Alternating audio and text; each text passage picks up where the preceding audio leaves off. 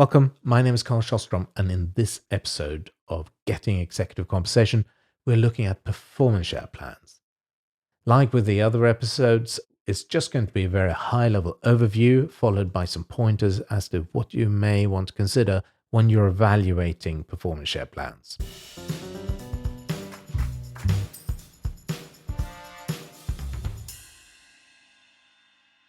So, performance shares.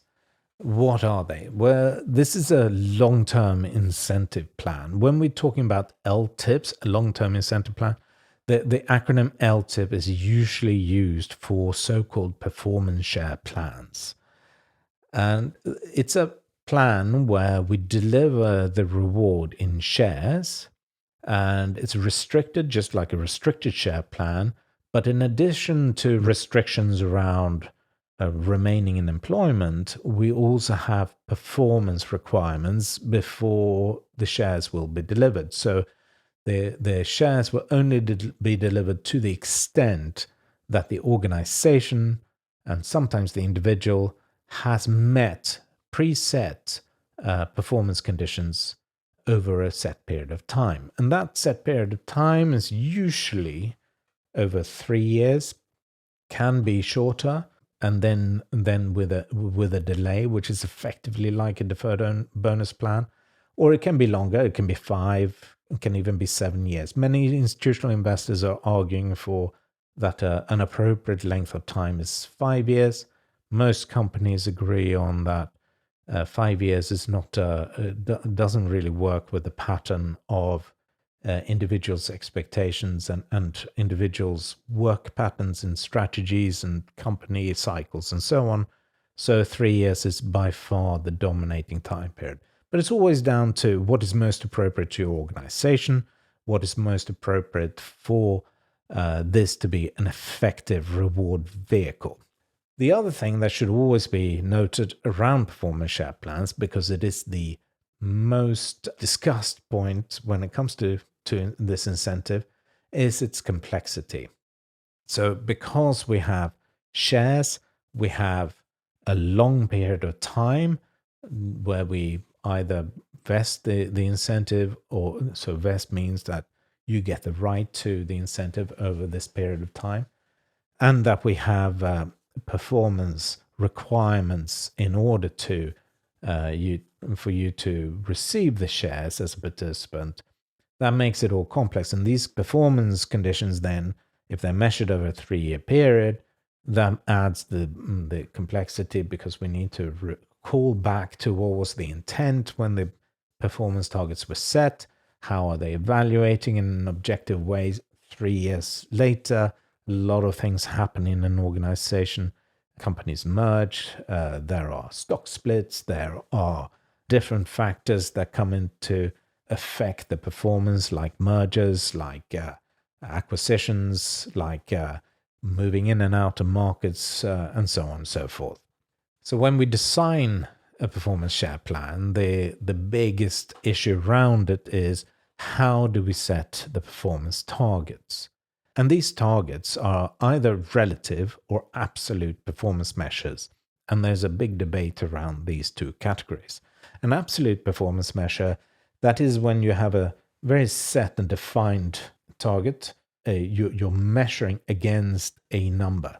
So an example of an absolute performance target would be increasing your earnings per share by 3% every year over 3 years.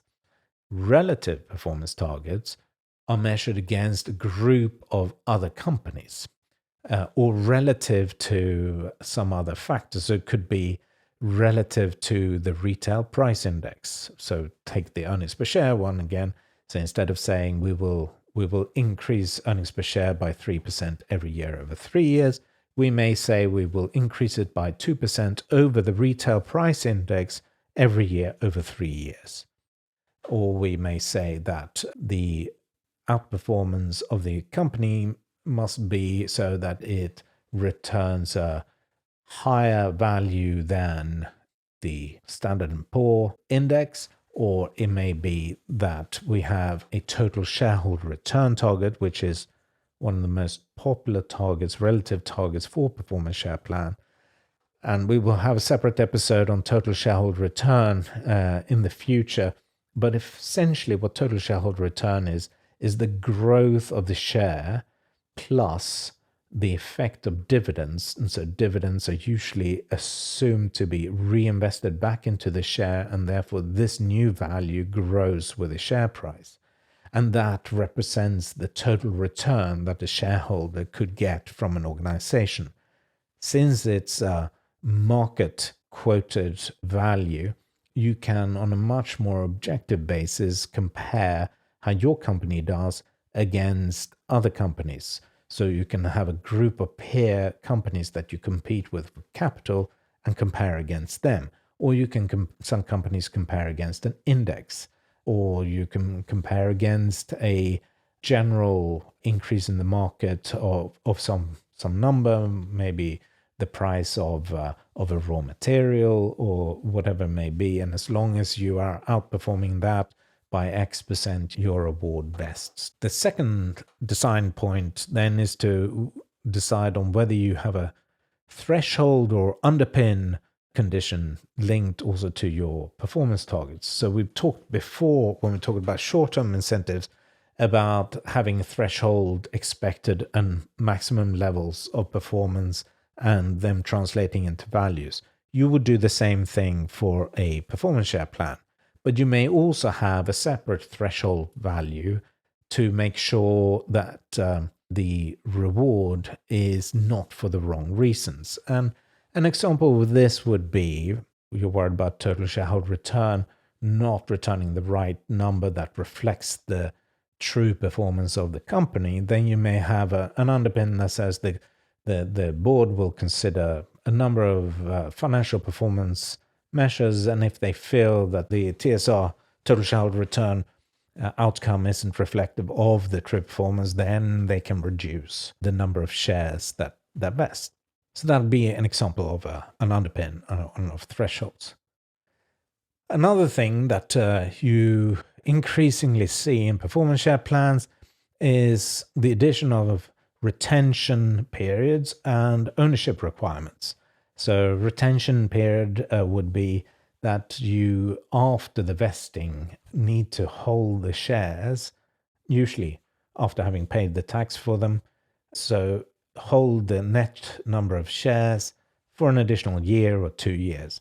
Financial services industry has gone first with this, and there are many countries that require financial services companies, in particular banks, to have a retention period of shares, which has to form a big part of their remuneration, whether it be through performance share plans or deferred bonus plans, even more commonly. The ownership requirement is a version of retention. You don't actually necessarily say you have to keep the shares that vested, but you may say you have to keep the shares that vested, or the net shares, or half of the net shares, until the executive has built up a personal ownership that is of a certain size. And this is to make sure that your executives do build up and have a significant personal stake in the organization, and that becomes then a requirement of participation in future plans. So the things I think one should pay particular attention to when evaluating performance share plans is first whether there's sufficient level of stretch in the performance test. So is this tough enough to earn the maximum level? Is the expected level of reward in line with guidance, with what the company is telling the market? And is the threshold level, is it acceptable that the organization is still paying out there? There are a lot of rules around this in different guidance from proxy advisors and institutional investors, which is of questionable use. I mean, you really need to look at the organization itself. If a company is delivering at the median, that may be exceptionally great for a company that's very mature, in a mature market, and to deliver anywhere else can be extremely difficult. It could actually be perfectly acceptable to deliver below median total shareholder return growth. However, if you're a fast-growing company, you're a challenger in a sector, that probably wouldn't be the case. The other thing is to just consider the length of the performance test. Is it a real vision that we're seeing reflected here, or is this just another retention vehicle, effectively a restricted stock plan dressed up? So does the performance test reward executives lifting their eyes above the horizon, if you like, and taking a long-term perspective and ensuring that the organization understands where it's going and has that vision in sight? And finally, are there any contradictions or are there any overlaps with the short-term incentives in place? Overlaps, just to be aware of and consider, is that both the short-term incentive and the long-term incentive rewards profitability, for example. If there's concern with an over-focus on profitability, in particular, if, like we talked about in the annual bonus plan episode, if there isn't sufficient emphasis on the quality of the performance and profitability, then that should be a cause for concern. Contradictions, same thing. So if the long-term incentive plan says go in this direction and the short-term incentive plan points in the opposite direction, then you have a conflict, and how the executives will resolve that needs to be of concern. I hope this has been helpful to you. I hope you found it interesting. I hope that performance share plans now are a little bit more understandable, and also hope that you'll join me for other episodes of Getting Executive Compensation. My name is Carl Sjostrom, and thank you for listening.